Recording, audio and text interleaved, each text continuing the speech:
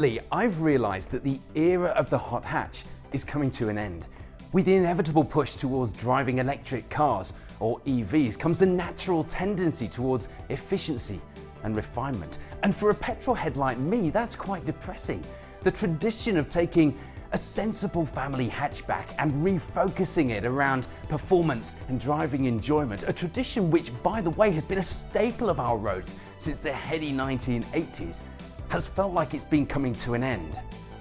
That is until DM Keith introduced me to this. It's the Cupra Born. It's Cupra's first all-electric car, and encouragingly, it's a performance hatchback. It's got poise, it's got drama, it's got a little bit of muscle. It passes the looking back over your shoulder in a car park test. Also encouraging. But you don't buy a performance car for how it looks in the car park, no matter how encouraging that may be. You buy it for how it makes you feel when you're sitting here, because let's face it, this is where you'll be sat for most of the time. And as soon as you get into the driver's seat, the car's systems sparkle into life. The Cupra Born detects that you're here. There's no need to press a button. It's ready to drive.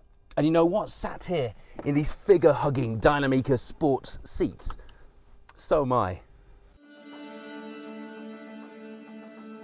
Drama is something Cupra does really very well, and the Born capably combines the very latest technology with functional aesthetics, meaning that nothing is here to provide a marketing strapline. It all adds to the driving experience. The wireless full-link smartphone integration and augmented reality heads-up display keep you connected and safely in control, while the heated massage-enabled sports seats keep you on the right side of relaxed, on the move. But beyond the handsome spec sheet, what's really impressive is this.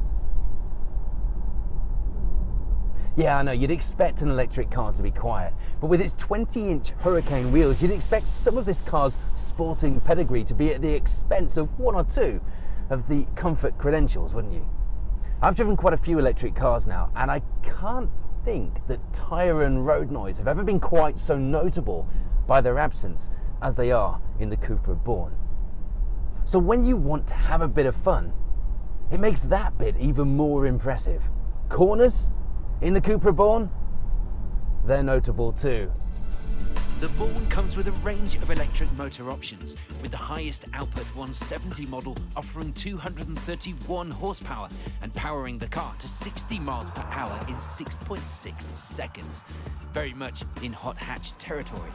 Opt for the e-boost functionality and you'll get an extra burst of acceleration, perhaps a nod to Cupra's entry in the Extreme E Sustainable International Motorsport Series. Cupra's motorsport bloodline goes right back to the 1990s when its one-make Cupra Rally Cup featured in the British Rally Championship.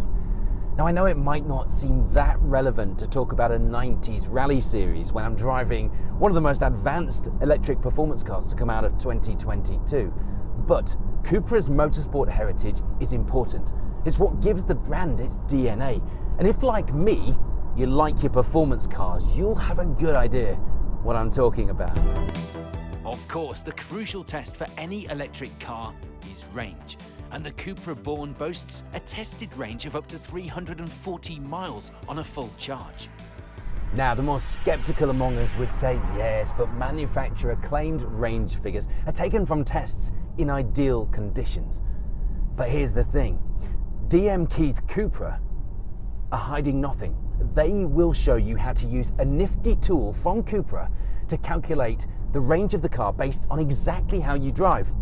For example, mostly around town, on country roads, up and down the motorway, and in different temperatures as well. So you can keep it real and get a feel for just how well the Cupra Born will suit your lifestyle. With an ever-increasing focus on sustainable motoring, Cupra is looking after our green credentials too, with renewable technology used in the manufacturing process and a carbon offsetting program combining to make the Born net carbon neutral. In fact, thanks to DM Keith Cupra, you can start offsetting your carbon footprint before you even take delivery. They've got an allocation of trees which will be planted with every test drive. Suddenly, driving an electric car makes sense. This car is relevant. And crucially, if like me, you do want to future-proof your motoring, but not at the expense of fun, Cupra wrote the script for this car, for people like us.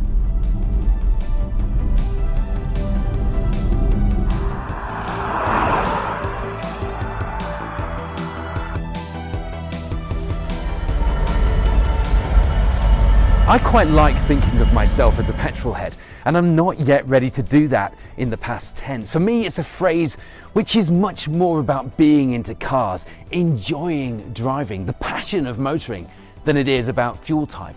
And I feel like Cupra have kept that in mind as they've designed the Born. It's a car for people like me. For the first time, I'm driving an electric car, and I still feel like a car enthusiast. Now it's your turn with DM Keith Cupra. The hot hatch has been reborn.